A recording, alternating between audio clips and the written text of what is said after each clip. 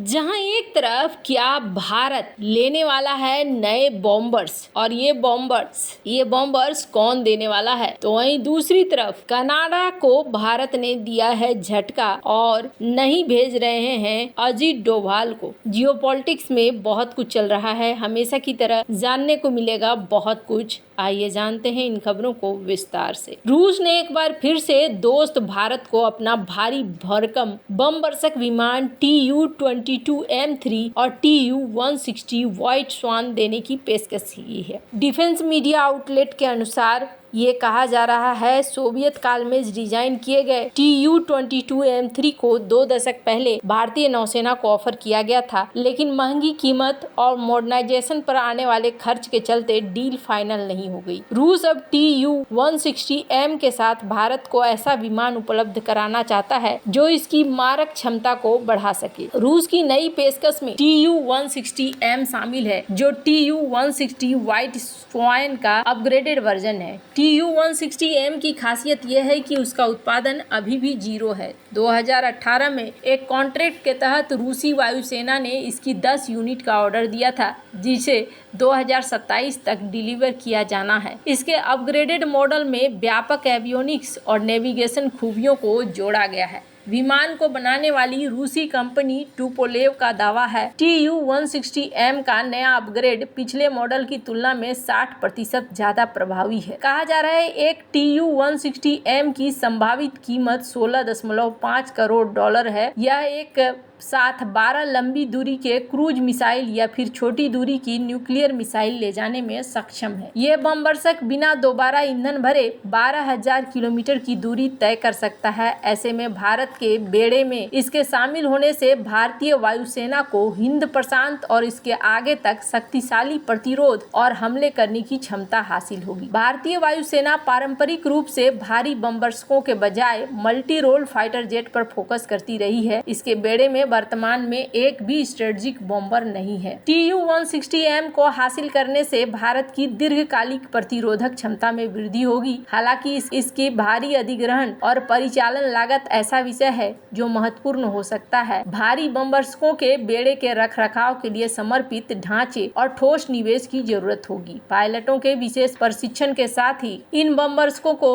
रखने के लिए भारतीय वायुसेना के अड्डों को विशेष रूप से तैयार करना होगा। जहां एक तरफ ये सब कुछ चल रहा है, वहीं दूसरी तरफ कनाडा को लेकर भारत ने एक नया निर्णय लिया है। कनाडा पर अब जितना फ्रंट फुट में भारत खेल रहा है, इतना पहले इन्होंने कभी नहीं खेला था। कनाडा को लेकर कई सारी बातें कही जा रही है, जैसे कि कनाडा ने भारत को लेकर कहा है कि हम आपको नए सबूत देने को तैयार हैं। यहीं पर डॉक्टर एस जयशंकर ने कनाडा की अच्छी खासी क्लास लगा दी है। कनाडा को लेकर बहुत ज्यादा गुस्से में दिखे हैं डॉक्टर एस जयशंकर और पहली बार कई सारी चीजों को उन्होंने कहा है। विदेश मंत्री एस जयशंकर ने शनिवार को कहा कि भारत ने कनाडा में संगठित अपराध के मुद्दे को उठाया था, लेकिन लंबे समय तक इसे कनाडा की सरकार की ओर से नजरअंदाज किया गया। वहीं इस दौरान जयशंकर ने कहा कि कनाडा सरकार द्वारा भारत के उच्चायुक्त और राजनयिकों को टारगेट किया जा रहा था, जिसका भारत ने जवाब दिया है। पुणे में एक कार्यक्रम के दौरान जयशंकर ने कहा कि जब भी राष्ट्रीय हित, अखंडता और संप्रभुता की बात आएगी, तब भारत कठोर कदम उठाएगा। उन्होंने कहा कनाडाई सरकार ने हमारे उच्चायुक्त और राजनयिकों को लक्ष्य बनाया, जिसको लेकर हमने उचित जवाब दिया है। दरअसल कनाडा ने 13 अक्टूबर को भारतीय उच्चायुक्त संजय वर्मा को हरदीप सिंह निज्जर की हत्या के मामले में नामित किया था, लेकिन कनाडा की ओर से आगे की कार्रवाई करने से पहले ही भारत ने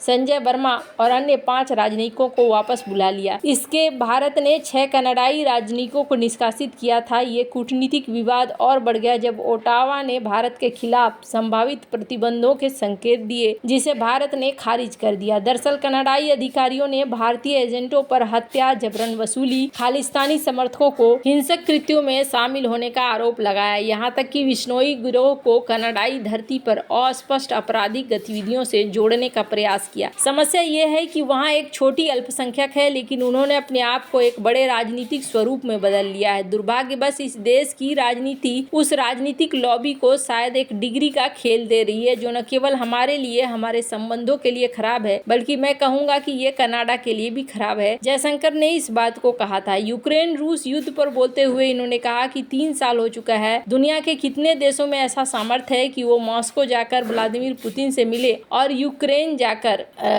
जेलेंस्की से मिले। दुनिया मानती है कि भारत के पास ये क्षमता है। भारत ने इस मुद्दे पर खुलकर बात की है। उन्होंने ये भी कहा कि भविष्य में सबसे शक्तिशाली देश वे होंगे जिनके पास अच्छे मानव संसाधन होंगे। और यहाँ पर देखने को मिल रहा है कि जो संजय वर्मा हैं, उन्होंने भी इस बात को कहा कि हमें कनाडा ने बैक स्टेप किया है, यानी हमारे पीठ पर कनाडा ने छुरा घोंपा है। जिस तरीके से कनाडा ने यहाँ पर इन शक्तियों को बढ़ावा दिया है। हालांकि इसके साथ ही ये भी कहा जा रहा है कि भारत ने आखिरकार कनाडा जाना स्वीकार नहीं किया है और कनाडा जाने को लेकर इन्होंने मना कर दिया है। मना क्यों किया गया है?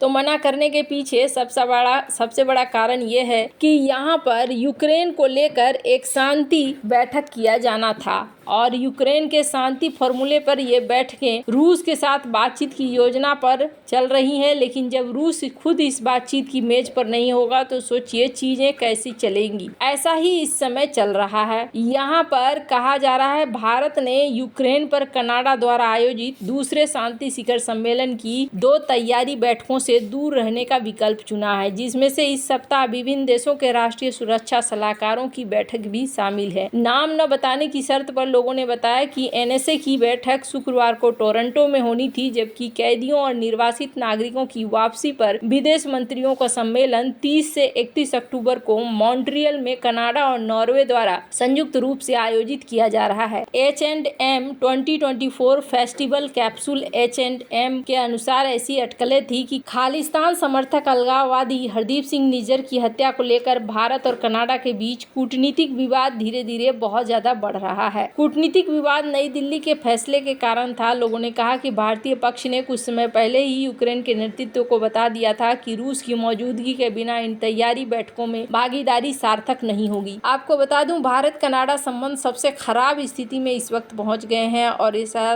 देखने को लग रहा है कि जो चीजें चल रही हैं ये और भी ज्यादा खतरनाक होगी। वैसे भारत ने इस बात को लेकर साफ कर दिया है कि अगर रूस यहाँ पर नहीं है तो फिर बैठने का कोई मतलब नहीं है, उससे हल नहीं होने वाली है चीजें। 15 अक्टूबर को सम्मेलनों के परिणाम को एक जॉइंट डॉक्यूमेंट में संक्षेपित किया जाएगा जो नवंबर के शुरुआत तक तैयार हो जाएगा। पर यहाँ पर अभी भी कहा जा रहा है कि इस मीटिंग का कोई फायदा नहीं है और भारत ने तो सीधे सीधे कनाडा और जेलेंस्की जो दोनों को ही यहाँ पर टेंशन देना शुरू कर दिया है। वैसे ऐसी ही बैठक जब भारत की हो रही थी तो अमेरिका में हो रही बैठक में भी भारत नहीं पहुंचा था और भारत के एनएसए नहीं पहुंचे थे और तब से ये कयास लगाए जा रहे हैं कि अमेरिका और कनाडा दोनों से दूरी बना रहे हैं भारतीय एनएसए। वैसे आपको क्या लगता है इन सब मामले में, आपकी क्या राय है? कमेंट कर जरूर बताएं। जल्द मिलते हैं अगले वीडियो में नई खबर के साथ।